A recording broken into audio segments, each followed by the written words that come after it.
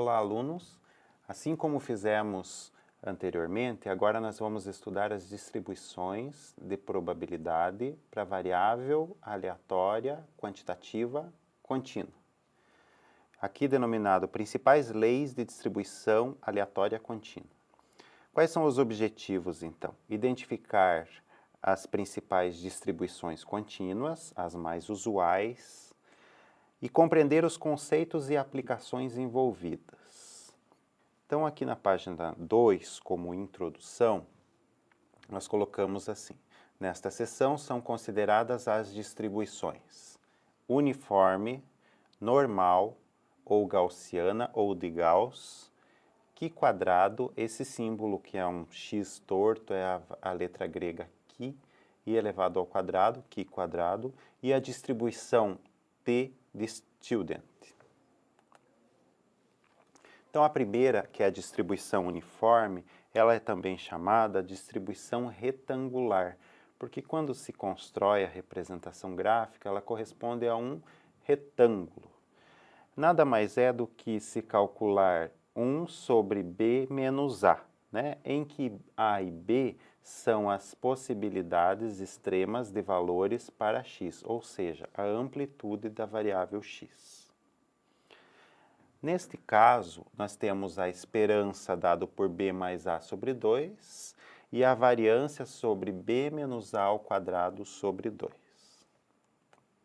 A distribuição uniforme, ela deve ser relacionada, então, a fenômenos em que todos os dados têm igual chance de ocorrência e com a extração, com a realização de experimentos, todos os valores têm igual frequência.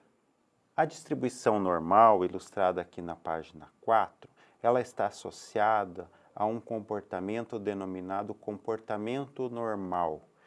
Esse comportamento normal é associado à maior frequência observada de experimentos de variáveis aleatórias contínuas. Por isso, tão utilizado e recebe esse nome de normal. Quem propôs esse modelo matemático ilustrado na equação 4.3 foi Gauss. Por isso, essa distribuição é também chamada distribuição normal ou de Gauss, ou também distribuição gaussiana. Embora a expressão pareça complicada, ela envolve alguns dados que podem ser comparados a uma tabela. Essa tabela é gerada a partir desta fórmula, ilustrada na equação 4.3, o que simplifica em muito o cálculo de probabilidade. Aqui nessa expressão nós temos então algumas constantes. Π, 3,14, que é a constante, 3,1415 e assim por diante, né? Esse sigma está associado ao desvio padrão e μ a esperança matemática, né? Envolve o quadrado, o exponencial, que é um número, e assim por diante. O comportamento normal do ponto de vista gráfico corresponde a este sino, né? Sino de cabeça para baixo. Esse é o chamado comportamento normal, aqui ilustrado na figura 4.1 como sino de Gauss ou função densidade de uma variável aleatória distribuição normal. Bom, aqui ela está no seu comportamento padrão com esperança nula, μ igual a zero, e desvio padrão unitário, ou seja, a variável está normalizada.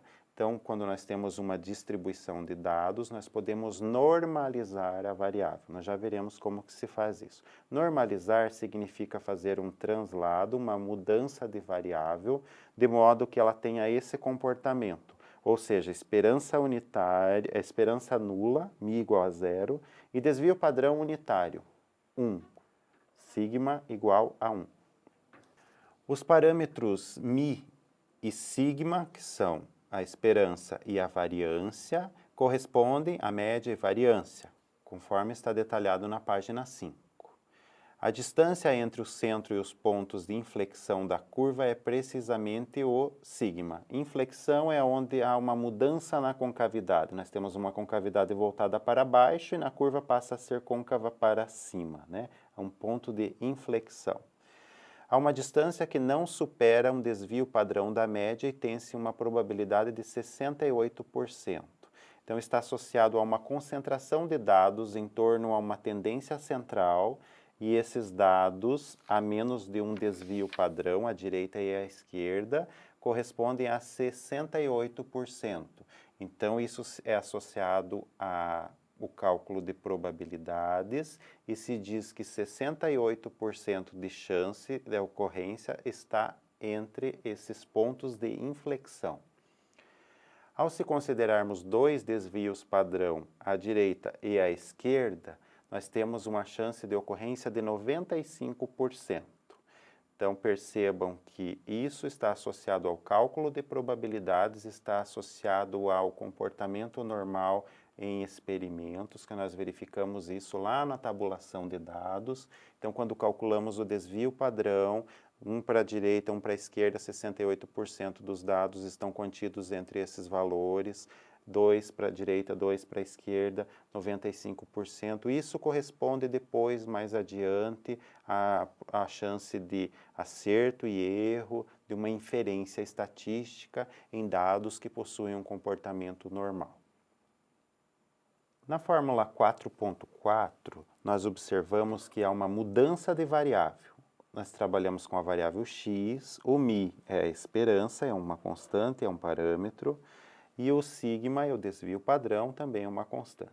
Então, a esse processo, a essa equação 4.4 é denominada normalização da variável. É feita a diferença entre o valor observado e a média, ou a esperança matemática, e dividido pelo desvio padrão. E esse novo valor é denominado z, que é a variável normalizada.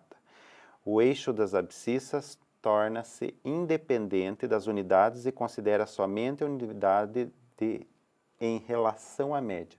Quando nós fazemos isso, nós temos uma variável z que possui desvio padrão 1, uma unidade. Esta variável é denominada normal padronizada. A partir desta variável normal padronizada, que é a variável z, nós podemos consultar a tabela que é construída a partir da expressão que nos dá o modelo de Gauss. Bem, aqui na página 6, nós temos um exemplo. Com o exemplo, fazendo esse exemplo com calma, fica clara a aplicação da distribuição gaussiana.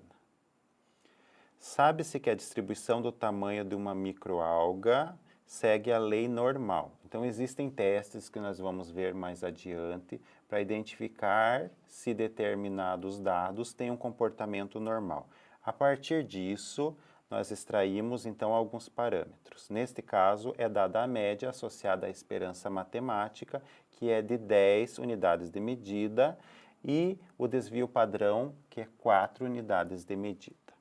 Calcule para uma série de 100 células o número de células tendo um tamanho menor que 10. Se a média é 10, qual o número esperado com menor que 10? Qual é o número esperado de células com tamanho maior que 14? E qual é o número de células esperadas com tamanho variando de 8 a 13, sabendo que isso com base num conjunto de 100 células, numa amostra ou num determinado conjunto de interesse de 100 células. Na página 7, nós observamos a resolução. Então, nós temos, a primeira coisa é aquela padronização da variável. Nós fazemos, então, a diferença entre o valor, eu estou interessado em saber 10, x1 igual a 10. Qual é a probabilidade associada ao valor 10? Então, eu faço 10 menos a média, que é 10, divido pelo desvio padrão, que é 4, e eu tenho 0. Assim, eu faço para o 14, 14 menos 10, que é a média, divido por 4, para o 8 e para o 13, respectivamente. Bom, da onde que sai agora? Eu pego o valor 0, que está associado ao valor x1 igual a 10, e vou para a página 8 e procuro.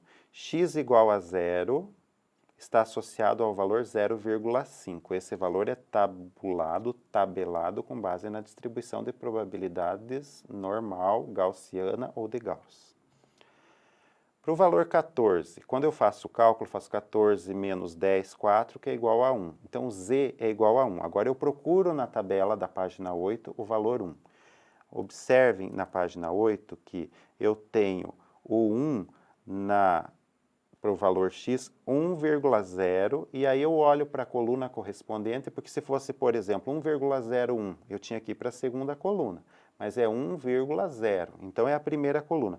1,0 está associado ao valor 0,8413. Então eu volto e a probabilidade associada é 0,84, se for com duas casas depois da vírgula, ou seja, 84% de chance.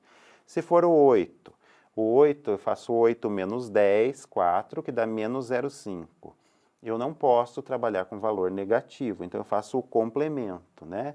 Eu vou estar associado com a probabilidade complementar. Então, eu procuro o 0,5, esqueço o sinal de menos, e o valor 0,5, ele está 0,5, eu tenho o valor correspondente na tabela, é 0,6915. Volto, então, na página 7 e faço o complemento, porque não é 0,5, é o oposto, é menos 0,5. Então, eu faço 1 menos 0,69. Da onde que saiu o 0,69? Da probabilidade do 0,5 na tabela. Sempre que der um valor negativo para a variável padronizada, eu faço a probabilidade complementar. Nesse caso, nós temos aqui, então, 31, 0,31. Para o 13, a mesma coisa. Então, a resposta, ela fica colocada da seguinte forma. A, 50% das células com tamanho menor que 10, porque lá eu obtive P de x1 igual a 0,5. A 100 menos 84%, que é igual a 16% das células com tamanho maior que 14, porque eu obtive o 14, que é 0,84. A 77% menos 31, que é 46% de células com tamanho entre 8 e 13. Por quê? Porque eu calculo o 13 até 13... Até 13 inclui o 8, então eu subtraio de 8 para baixo, até 8. Ou seja, eu pego o 77 menos o 31 que vai até aqui. Com este exemplo, nós temos uma ideia da aplicação da distribuição normal. É interessante que você refaça esse exemplo com calma, verifique se ainda há alguma dúvida e entre em contato. A próxima distribuição é a distribuição Q². A distribuição Q², o interesse neste momento é saber que existe o modelo, porque nós vamos utilizar mais adiante no denominado teste Q². Aqui é para que a gente entenda como se comporta esse modelo, quais são as características dele.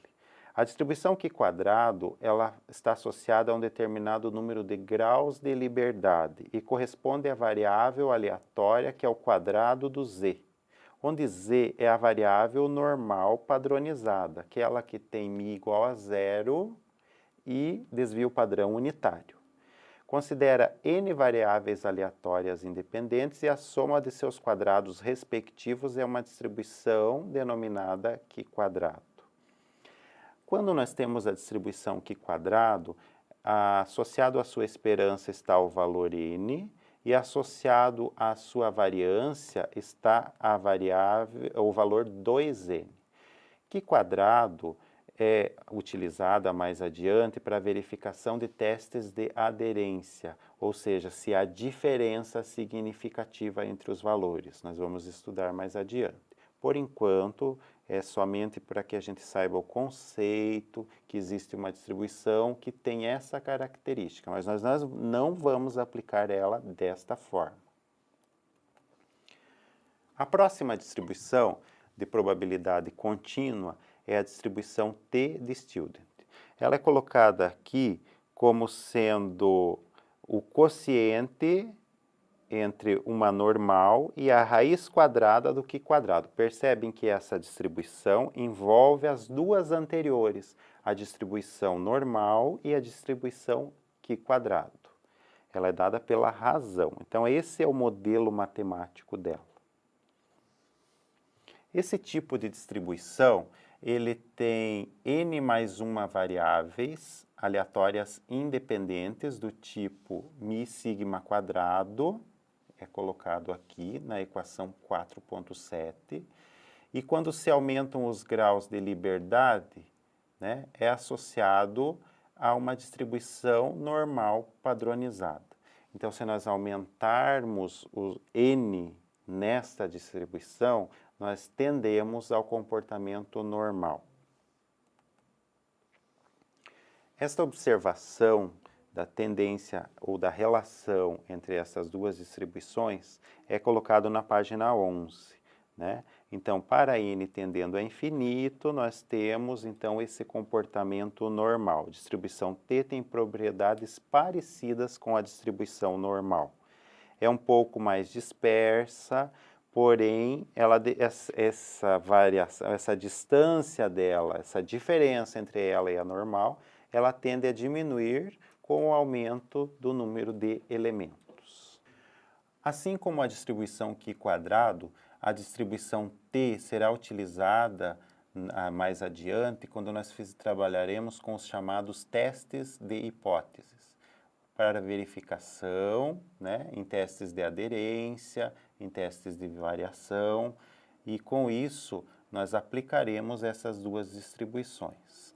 Já a distribuição normal, nós podemos fazer uma aplicação imediata dela, como é exemplificado neste material.